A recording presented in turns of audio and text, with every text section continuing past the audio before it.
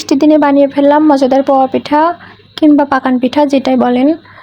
তো যাই হোক, বৃষ্টির দিনে তো শুধু ইচ্ছা করে কোনো কিছু বানাই খাই। কার কার কার এরকম অদ্ভুত ইচ্ছা জাগে? আমার তো এরকম ইচ্ছা খুবই জাগে।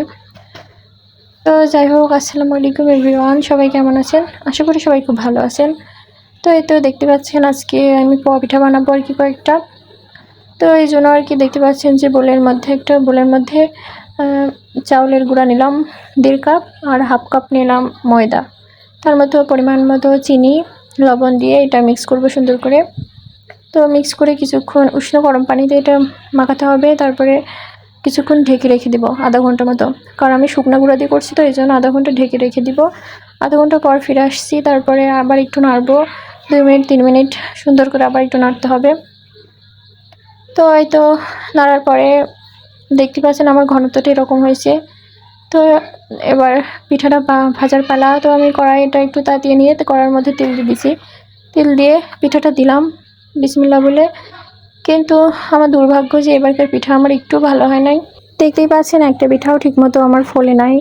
হয়তো আমার কপালটাই আজকে খারাপ ছিল, এই জন্য আমি সচরাচর কম বেশি পিঠা যাই বানাই, পিঠা ফোলে একবারে, কিন্তু আজকের পিঠা আমি কোনোভাবেই ফোলাতে পারি নাই। তো ফার্স্ট টাইম ভাবছি হয়তো আমার কড়াইটা ভালো না, এই জন্য হয়তো পিঠা ফোলে নাই। এই জন্য আবার কড়াইটা চেঞ্জ করলাম। আসলে আমার এই কালো কড়াইটা আবার অনেক তেলে মাছ ভাজি কিংবা পিঠা বানানোর জন্য পারফেক্ট। তো এই জন্য আবার কালো কড়াইটা আর মধ্যে তেল ঢেলে এটা আবার ব্যবহার করলাম। কিন্তু তারপরেও দেখি একই অবস্থায়, মানে বুঝলাম যে আমার পিঠায় সমস্যা হয়েছে, গোলায় সমস্যা হয়েছে, কড়াই সমস্যা না।